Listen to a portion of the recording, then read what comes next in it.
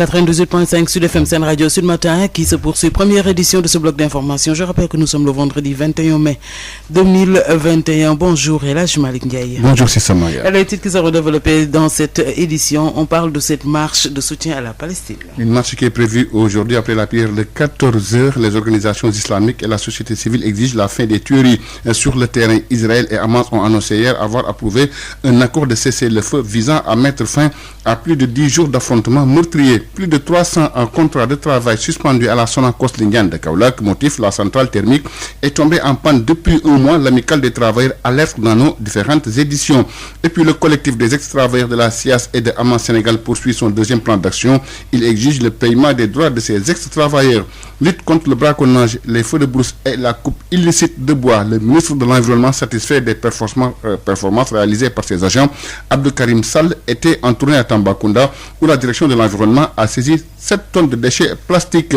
Sur l'international au Burkina Faso, le Premier ministre a dressé hier le bilan de l'action gouvernementale de l'année 2020. Notre correspondant Mathieu Somda nous en parlera dans cette édition réalisée par Hassan Thioune. Tout de suite, le développement.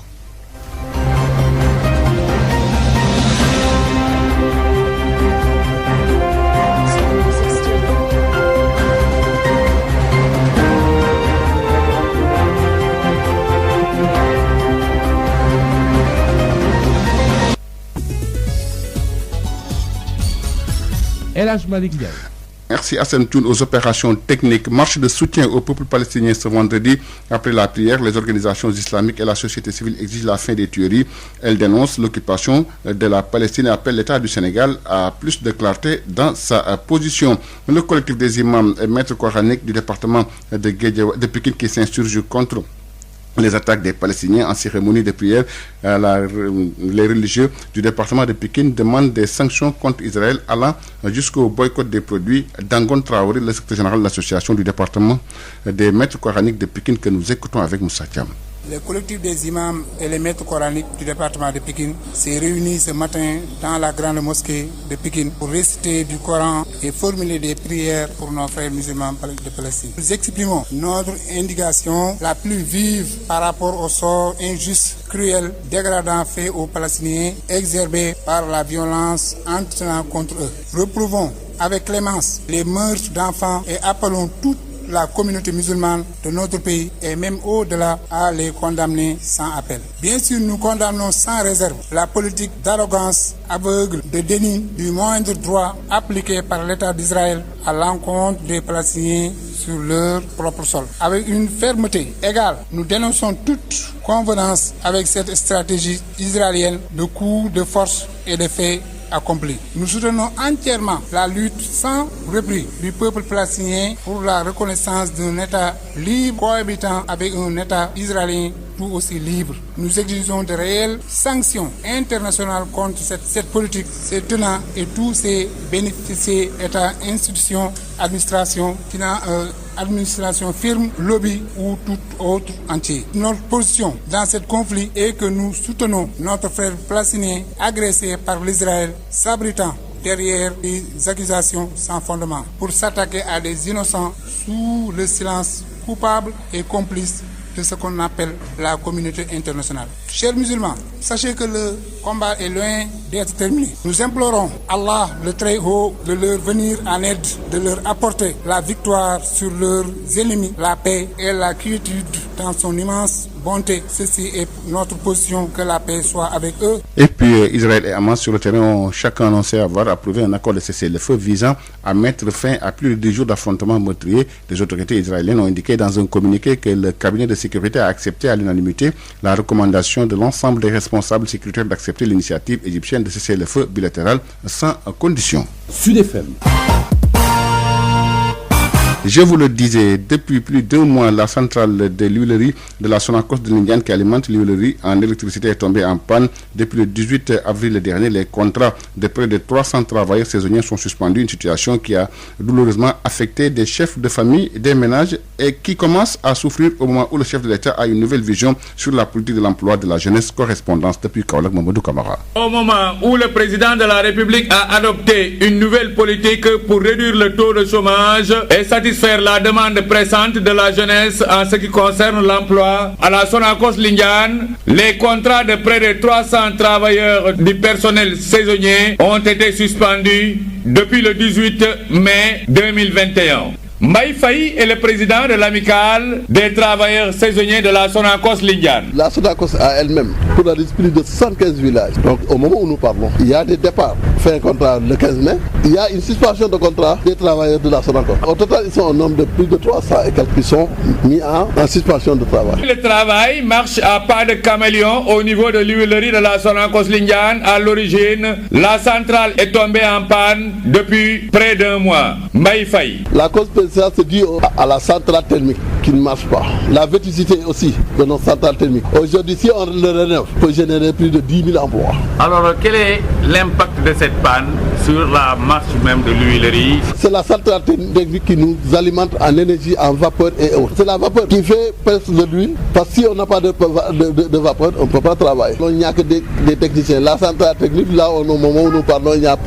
pas plus de 20 travailleurs. Aujourd'hui, si on parvient à aller avec l'électricité de la Sénélec, c'est une charge pénible pour la Sonacos. Donc nous lançons un appel au président de la République. C'est la centrale technique qu'on rénove. Pourtant, le directeur général de la Sonacos, Modou Diagne Fada, a fait des efforts pour améliorer les moyens techniques de l'huilerie et les conditions de travail, mais les travailleurs sollicitent toujours le soutien de l'État pour sortir la Sonacos de ses difficultés. Kaoulak, Mamadou Camara, Sud FM. Mamadou Camara, cette année, sur un objectif de 85 000 tonnes, la Sonacos Lindiane n'a réceptionné que 7 500 tonnes de graines d'arachide au niveau de Kaolack, Kaffrine et Tambacounda. La Sonacos Lindiane est toujours en difficulté. L'amicale des travailleurs saisonniers lance un appel au chef de l'État pour le redressement du groupe Sonacos. Mbaye Faye, le président de l'amicale, que nous écoutons avec Mamadou Camara. La Sonacos traverse des difficultés dues au manque de criades de graines d'arachide causées par une mauvaise campagne agricole qui date de 2 ans. Et comme vous le savez, la Sonacos est la poule mère. Aujourd'hui, si on ne parvient pas à avoir des graines, c'est la catastrophe. Aujourd'hui, si on le rénove, peut générer plus de 10 000 emplois. Je le répète encore, nous n'avons pas de campagne. Parce que la Sonacos, s'il ne parvient même pas à avoir 10 000 tonnes, on est à 7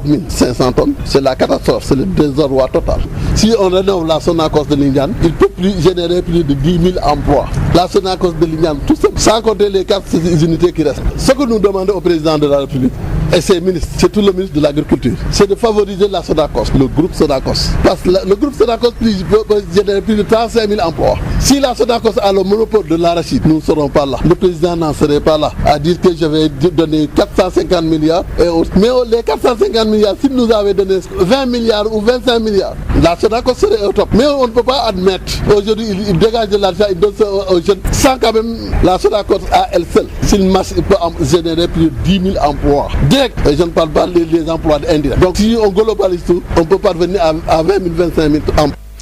Le collectif des ex-travailleurs de la CAC de Ama Sénégal poursuit son deuxième plan d'action pour exiger le paiement des droits de ces ex-travailleurs. Beaucoup sont décédés à cause de maladies chopées sur le terrain. Des familles entières se sont disloquées, sans parler des autres difficultés. Le collectif qui attend du gouvernement le respect des engagements organise un récital de Coran pour les disparus. Madanissi du syndicat national des travailleurs du nettoiement, affilié à la CSA, joint par Mambiara da Silva. Le collectif des ex-travailleurs de Ama Sénégal et de la CIAS organise ce récital de Coran à la mémoire des agents disparus dans l'exercice de leurs fonctions. Nous avons occasionné plus de 200 cas de décès entre les travailleurs de la CIAS et de Ama Sénégal. Et pour le service rendu à la nation sénégalaise, ces agents méritaient plus. Aujourd'hui, nous courons derrière des indemnisations, des droits légaux qui n'ont pas été payés pour Ama et pour la CIAS. Le mois passé, nous avons organisé une grande marche pour sensibiliser les autorités par rapport au non-respect de leurs engagements. Puisque tout le monde le sait, le président de la République, lors des élections présidentielles passées à Guédiawaye, il a dit solennellement, quand il serait réélu, il va régler définitivement la situation des ex-travailleurs de Ama et de Sénégal. Malheureusement, rien n'a été fait. Et je pense que pour nous, c'est un manque de respect et de considération. Nous sommes dans un secteur très difficile. Aujourd'hui, beaucoup de familles se sont disloquées. Des agents décédés, paient à leur âme, des femmes qui ont quitté le domicile conjugal, des enfants qui ne partent plus à l'école. Certains de nos camarades aujourd'hui dorment à la Belle Étoile, certains sont devenus des mendiants. Donc c'est une tragédie. Et je pense que l'État vraiment doit respecter ses engagements pour ne serait-ce qu'au moins permettre à ces agents et leurs familles vraiment de recouvrer vraiment leurs droits. Nous avons d'autres manifestations que nous allons encore divulguer à la presse. D'ailleurs, vous savez que nous sommes dans un secteur très difficile. Et les gens aujourd'hui, ils n'arrivent même pas à respecter leurs engagements. Donc nous avons déroulé un organigramme. Dimanche, ce sera le deuxième plan d'action. La première phase, c'était la grande marche qu'il y avait. Le deuxième plan d'action, c'est le récital du Coran par rapport à ces agents décédés et aussi des agents malades, mais aussi pour qu'il y ait un apaisement du climat social. Et puis si la situation vraiment n'est pas réglée, nous allons encore passer à la vitesse supérieure. Amélioration du réseau d'assainissement de Sédhiou en prélude à l'hivernage et son corollaire des inondations. Le directeur général de l'Office national de l'assainissement en visite dans la région rassure du niveau de réalisation des canalisations à 95%. Correspondance depuis Sédhiou, Moussa Dramé. À pas de charge et sous un soleil pré-hivernal qui brûle, la délégation du directeur général de l'Office national de l'assainissement du Sénégal, chef de services techniques, administratifs et élus locaux, ont visité ce jeudi les canaux d'évacuation des eaux de pluie en cours de réalisation dans la commune de Sédhiou. Il s'agit du réseau de Santessou, du canal 8 qui assure la jonction entre les quartiers Morikunda et Julkunda en traversant le cimetière et le canal 10 à Kabam. Dr Ababakar Mbaye, le directeur général de l'ONAS, rassure d'une réalisation à 95%. Sur un linéaire de 2100, donc plus de 1600 ont été réalisés. Ce qui reste, c'est des portions au niveau tout simplement donc des cimetières Jules Kounda, une portion de 150 mètres qui reste, mais une contrainte majeure parce qu'il va falloir tout simplement essayer de contourner parfois donc les tombeaux. Si au niveau de la grande canalisation qui constitue le canal 10, c'est de stabiliser la dernière portion à une longueur de 150 mètres. De ce projet de 1,2 milliard réalisé à 90-95%, nous avons trouvé des ouvrages qui ont été réalisés par Promoville. Il y a eu aussi des canalisations qui restent évidemment à améliorer, surtout les fermer. L'adjoint au gouverneur de Sédhiou chargé des affaires administratives, Modou Gueye, exhorte les entreprises au respect des délais compte tenu, dit-il, de l'imminence de l'hivernage. Nous sommes très satisfaits de la visite, mais également du niveau d'exécution et peut-être juste lancer à l'entreprise quelques recommandations allant dans le sens de l'accélération des travaux, puisqu'il nous a donné un délai butoir de 15 jours. Donc nous, ensemble, on va suivre, peut-être interpeller un tout petit peu le maire de la commune pour qu'il participe davantage à l'entretien des canaux. Tout aussi satisfait du niveau de réalisation, le deuxième adjoint au maire de Sédhiou engage son institution à l'entretien des ouvrages, mais Mohamedou Lamine Danso n'a pas manqué d'attirer l'attention de l'ONAS sur les récurrentes inondations au quartier Morikunda. Chaque année, c'est les mêmes problèmes qui viennent. Nous prenons l'engagement d'accompagner l'entretien des ouvrages dans la ville de Sédhiou. À Sédhiou, une deuxième phase des travaux de l'ONAS est ardemment attendue pour abréger le calvaire des populations à chaque fois que le ciel ouvre ses vannes. Moussa Dramé, Sédhiou, Sud FM. Moussa Dramé, puis le ministre porte-parole du gouvernement Omar Gueye, son collègue chargé de la jeunesse Nénéfatou Matetal et le ministre de l'emploi, de la formation professionnelle, de l'apprentissage et de l'insertion Dame Diop répondront aux questions des journalistes sur le programme d'urgence de l'emploi des jeunes. C'est dans le cadre de la 6e conférence de presse du gouvernement qui a été prévue hier mais qui a été finalement reportée. Il est 7h, Maria, c'est la fin de cette première édition. Merci beaucoup à vous, El Hadj Malick Ndiaye. Place à El Hadj Maodo Faye pour le Wolof. Sud FM. Il est 7h. seen rajo 98.5 ci Ndakaaru lëkkaloog suñu diwaan salaamaaleykum Hadj Maodo Faye. aleykum salaam soxna Maria. nuyu la te ziar la teel a juma ñaar fukki fan ak benn ci weeru mai 2021 li ñuy tàmbalee xibaar li ci nar a gën a fës bokk na ci marche boobu yi ñuy waajal ngir jàppale Palestine. kay lenn ci ay mbootaayu jullit imaam yi ak tamit ulama yi ak itam ñi nga xam ne ñoo di jàngale alquran ñoom ñëpp daal wax nañu ne bëgg nañu day ci àjjuma ji gannaaw jullit àjjuma ji génn rek wane seenu naqar ci li nga xam ne moo am fële ca diggante Israël ak Palestine. donte sax Hamas ñoom fi mu toll nii ak waa Israël daal nañuy wéerandi ngànnaay yi daañ ci dikk léegi daañ ci toftal itam jëriñ ji nga xam ne moom la ñu dénk wàllu environnement tukki bu mu doon tukki di xool seet ci yenn béréb yi loolu daañ ci dikk léegi ci biir xabaar yi toftal ci incha allah yeneen i xabaar. ay ca bu ñu taaxirloo mu daal di yaatal moom Hadj Maodo Faye.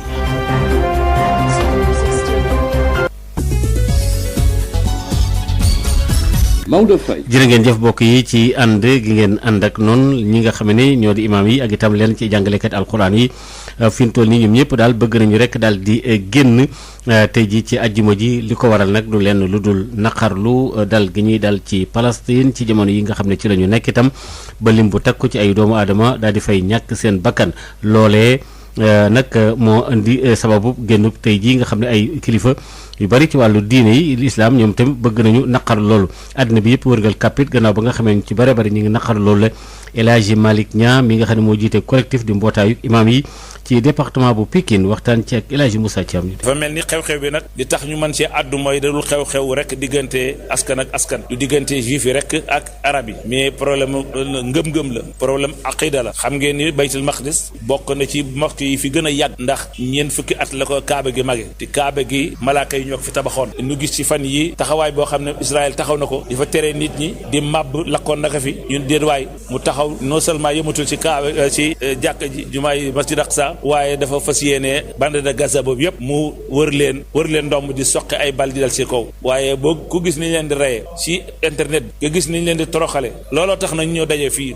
di ñaan borom bi subhanahu wa taala gannaaw bu ñu jàngee kaamil ñaan yàlla teggi lii nga xam ne moom moo tegu ci ko Palestine ñaan yàlla notee gi nga xam ne moom la ko juif yi not moom Israël sahayin yi ni ñu ko noté yàlla di aar leen ba teggi loola waaye ñoom itam ñu xam ni lii nga xam ni moom la ñu def jaaduwul àdduna bépp koy naqaru ci biir àdduna boobu comme Sénégal réew la moo xam réewum jullit la jullit ñëpp daañu ko naqarlu comme ni ñu ko defee léegi lañ koy defee suba ci ajuma ji naqarul lii nga xam ne moom ndax loolu la man suñu xol neexul naqari na lool te it nag képp ku du julli sa xol dana naqari waaye képp ku du nit it sa xol dana naqari ñaanal nañu réew mi ci tolof yi fi jaar ci jamono jee passé yàlla bu mu fi del si waat mbas mi ni muy gis mi wàññeeku yàlla na yokk ba taxaw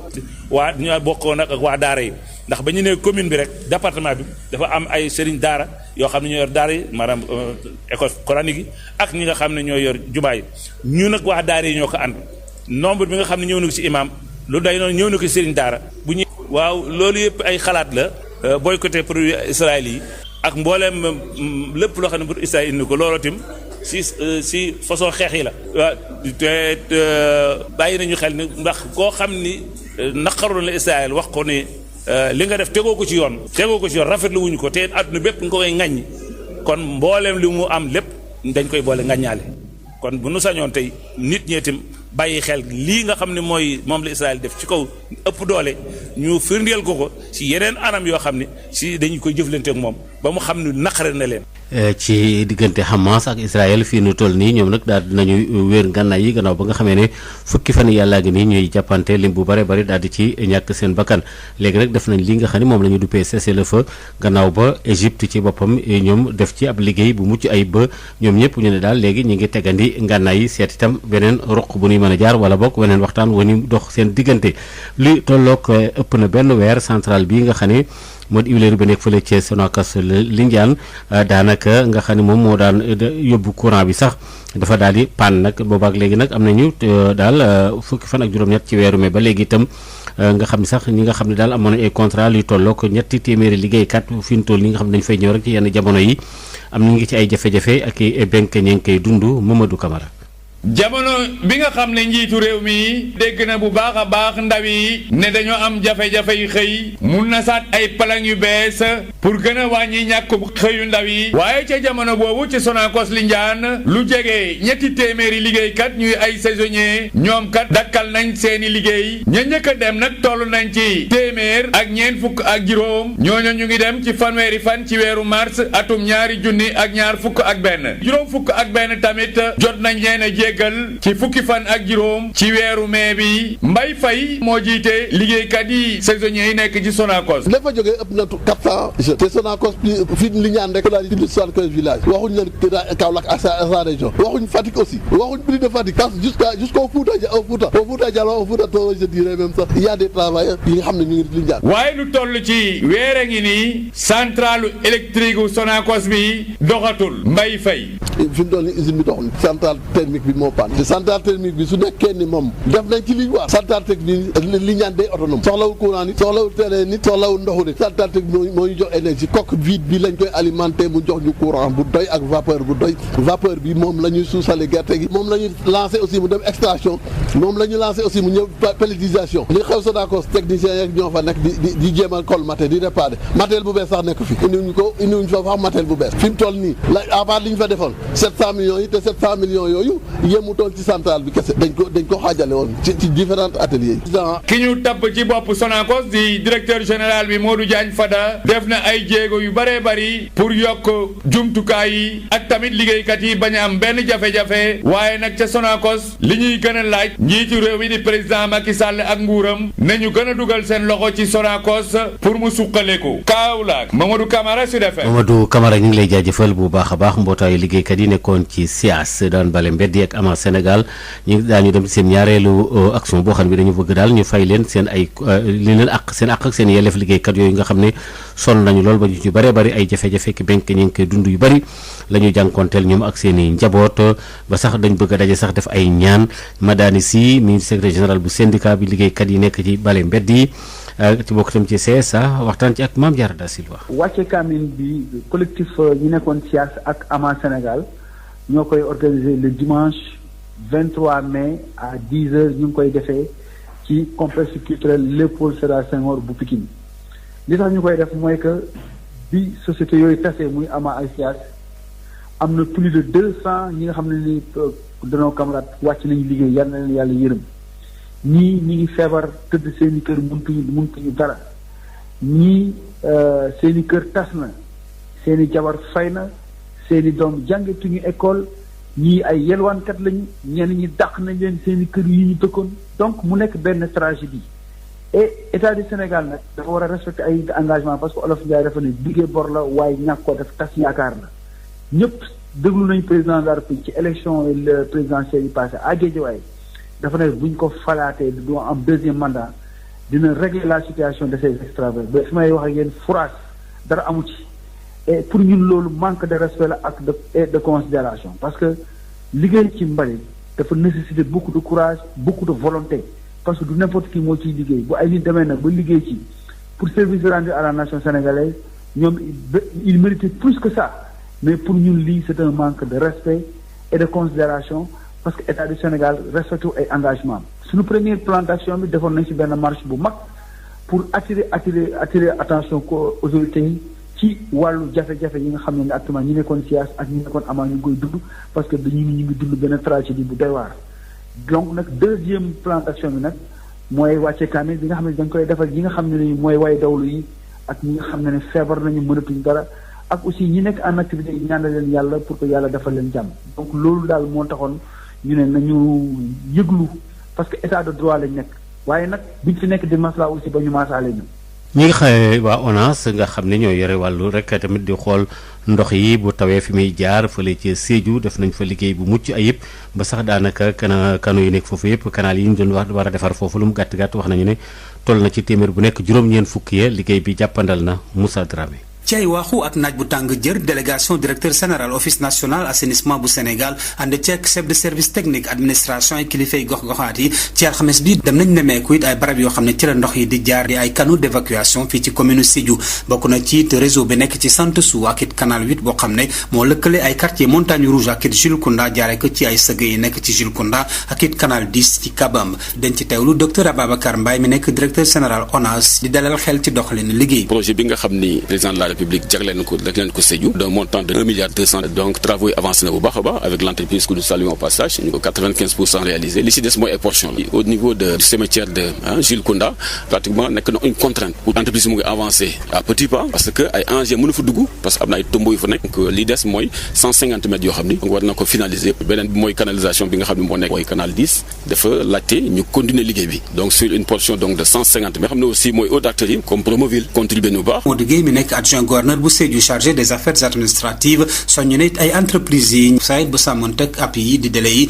ndax it nee na te taw bi soretul. travaux yi mi ngi avancé mi ngi à 95% et que loolu dañ koy rafetlu sensibiliser également la commune pour mu participer ci ouvrage bi ci entretien bi parce que bu ñu defaree ouvrage baax na mais entretenir aussi nekk na lu gën parce que entreprise bi moom nañu d'ici 15 jours ça veut dire d'ici le 5 juin ba tax na gën a góorgóorlu ci respect délai boobu. dëgg tamit lool ci anam boo xam ne ci la ñuy amal doxalin liggéey bi te kii di Mouhamadou Lamine Danso nekk deuxième adjoint maire bu Sédhiou xamal na ci ne ci nawet ndox mu bare mooy dugg ci ay kër yi ci quartier Morikunda. le problème c'est le problème benn quartier Morikunda boo xam ne ci ndox day dugg si même si biir néeg yi te loolu on nous aide à gérer cela aussi ñun dañuy jël engagement di suivre